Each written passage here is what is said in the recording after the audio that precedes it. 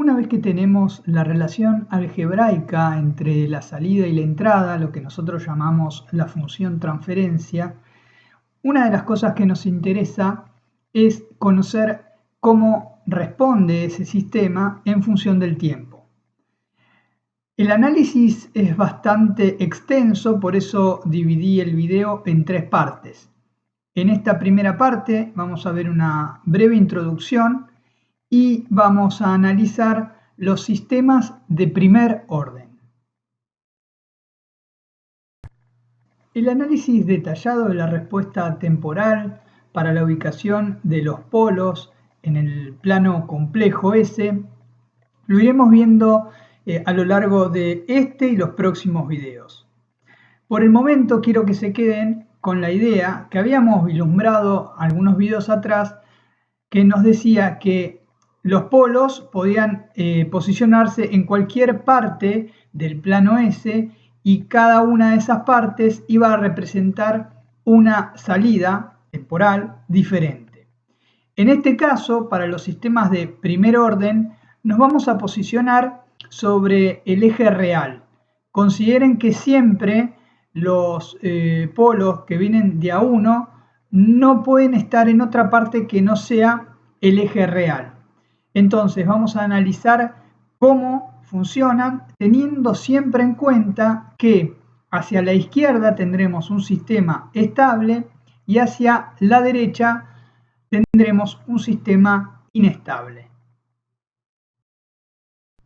Supongamos que conozco mi función transferencia, a la que le inyecto una determinada señal de entrada o de referencia RDS y voy a obtener una salida IDS.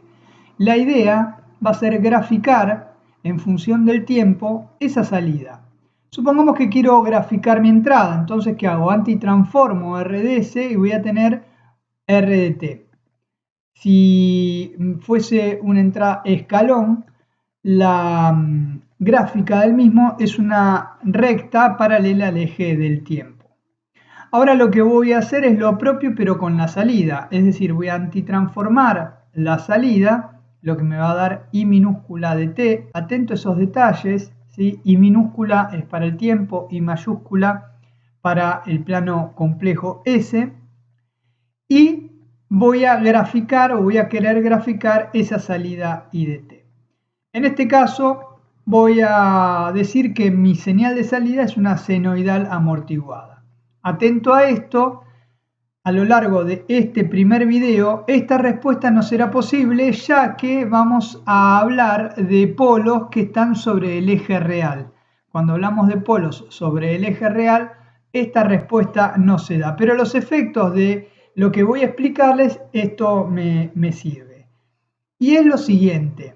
El análisis de la señal en función del tiempo, nosotros lo vamos a dividir en dos grandes grupos, ¿sí? Y lo que vamos a hacer es dividir esa señal de salida en dos.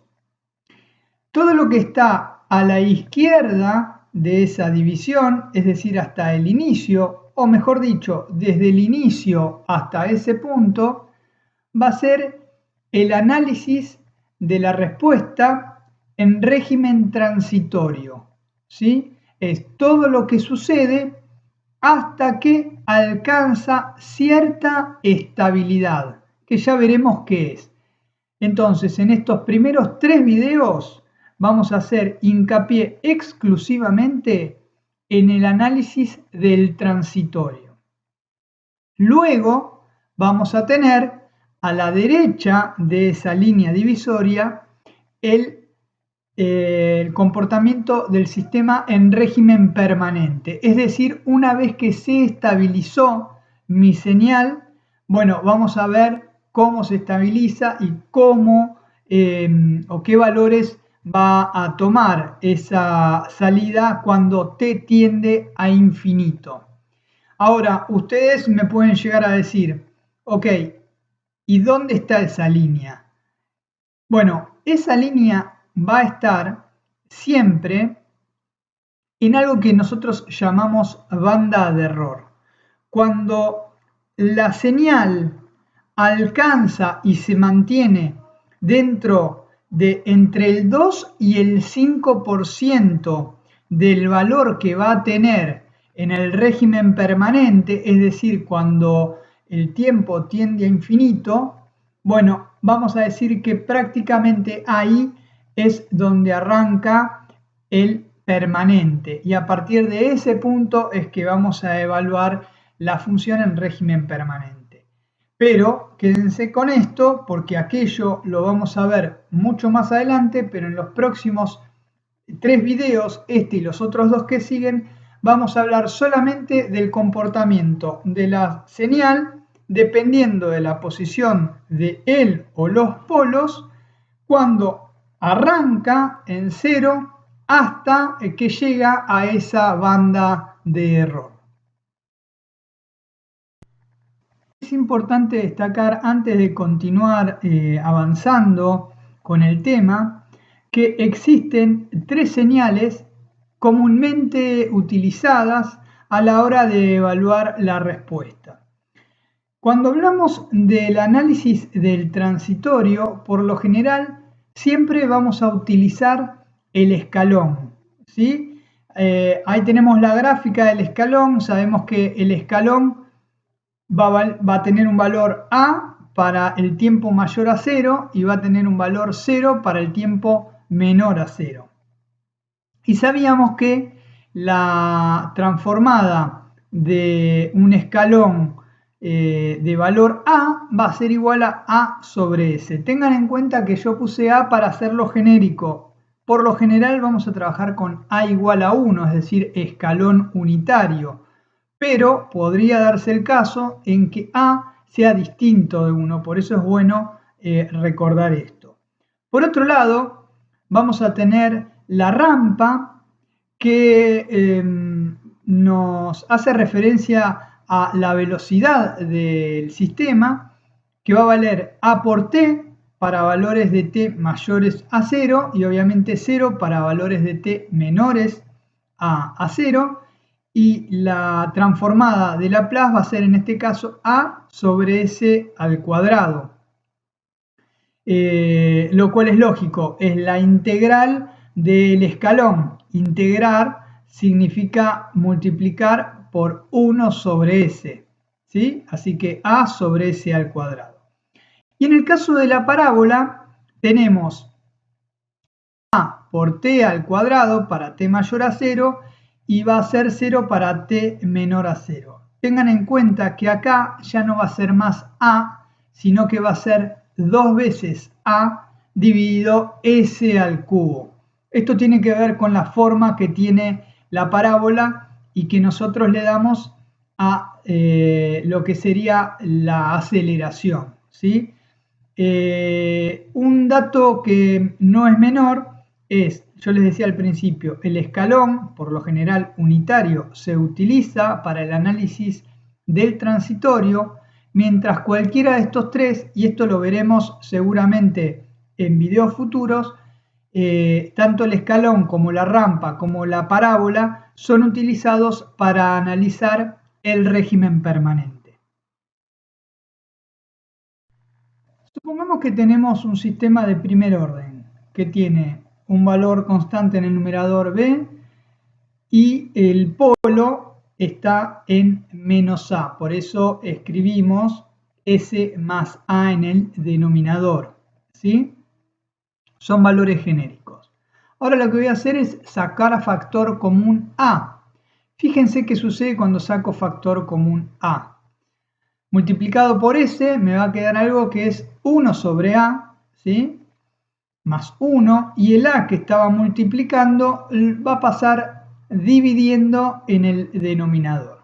Por ahora nada nuevo. Pero acá viene la parte importante. Cuando yo tengo algo, una función transferencia expresada de esta manera, lo que voy a decir es que 1 sobre a, es decir, 1 dividido la posición que tome el polo en particular, ¿sí? La raíz de ese polinomio, va a ser mi tau, mi tiempo, que ya veremos qué es. Y por otro lado, b sobre a va a terminar siendo mi nueva constante. Es decir que ahora esta función transferencia yo la puedo reescribir de esta manera, como K dividido S por tau más 1. Pues bien, sigamos adelante. Aplico un escalón unitario a la entrada, el escalón unitario 1 sobre S. ¿Qué voy a obtener? La salida que va a ser igual a esa función transferencia multiplicado por el escalón unitario. Ahora lo que voy a hacer es antitransformar, ¿sí?, esa I de S, para tener mi I minúscula T, porque lo que quiero en definitiva es graficar la respuesta temporal. Cuando yo aplico la antitransformada por tablas, voy a poder llegar a la expresión que me define la respuesta transitoria de un sistema que tiene un solo polo, en este caso en el eje real, positivo. Es importante destacar que esto se va a dar para cualquier sistema con un polo en el eje real. Entonces ahora lo graficamos. Cuando lo graficamos, lo que vamos a ver es una exponencial creciente. ¿Cómo se forma esta exponencial creciente? Si ustedes se fijan, la respuesta ¿a qué va a ser igual? Va a ser igual a K, ¿sí?, el valor de mi magnitud, ¿sí?, de mi numerador, que va a ser el que va a alcanzar en el régimen permanente mi señal, y a eso le voy a restar K por una exponencial decreciente. Cuando yo acá le resto la exponencial decreciente, lo que me va a devolver es una exponencial creciente, que es la que estamos viendo en la imagen. ¿Qué es lo importante o algunas cosas importantes a destacar acá? Fíjense, la primera es lo siguiente. Si yo trazo una línea que parte del origen y pasa lo más tangencialmente posible a la respuesta, lo que voy a tener cuando esa recta cruza con el valor que va a tomar mi señal en el permanente, yo bajo y lo que voy a tener es el valor de tau, que me da el 63,2% del total de mi señal. Es decir, que cuando mi señal haya llegado al valor t igual a tau, recordemos lo que era tau, era 1 sobre la posición del polo, en ese punto voy a estar en el 63% del total de mi señal. Este es un dato muy importante, como ya veremos más adelante, con el que vamos a jugar un montón. Pero en cualquier sistema de primer orden, cuando yo hago esto que acabo de hacer, de trazar una recta, y bajo desde el punto en que se intersecta esa recta con el valor que va a tomar en el permanente mi señal, ese valor del tiempo va a ser mi tau.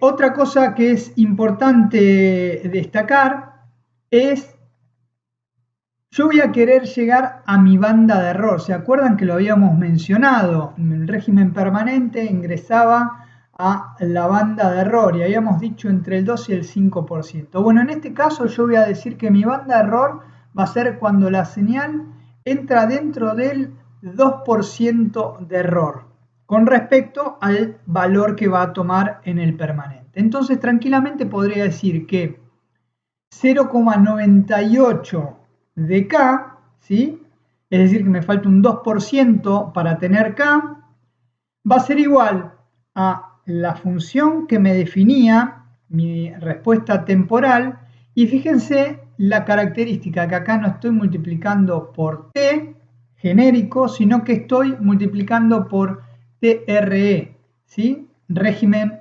estacionario, TRE. Entonces, si hago las cancelaciones del término K a ambos lados de la igualdad, lo que voy a tener es 0,02 por igual a la exponencial, eso que vemos ahí. Aplico logaritmo a ambos miembros de la igualdad y voy a poder despejar que mi TRE no va a ser otra cosa que 4 veces tau. Entonces, fíjense la importancia que toma el haber sacado como factor común el valor del polo para que me quede 1 sobre A, ¿sí? 1 sobre el valor del polo. Porque ahora otra información que me va a dar eso es cuando mi sistema va a estar dentro del 98% del valor que va a terminar tomando en el régimen permanente. Quédense con esto que acabamos de ver. 4 tau va a ser siempre el tiempo aproximado que va a transcurrir hasta que mi señal, cualquiera sea ella, entre dentro de esa banda de error que nosotros consideramos, en este caso, del 2%.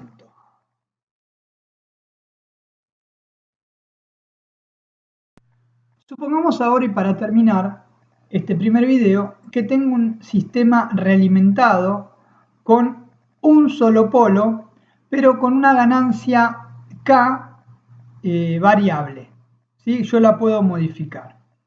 Cuando yo calculo la función transferencia de este sistema, fíjense qué particular lo que ocurre, que al ser un sistema realimentado, y es una de las grandes ventajas que tienen los sistemas realimentados, lo que va a suceder es que en el denominador va a aparecer, en este caso, mi ganancia K multiplicada por la ganancia de la planta que yo había tomado como ejemplo 0,25.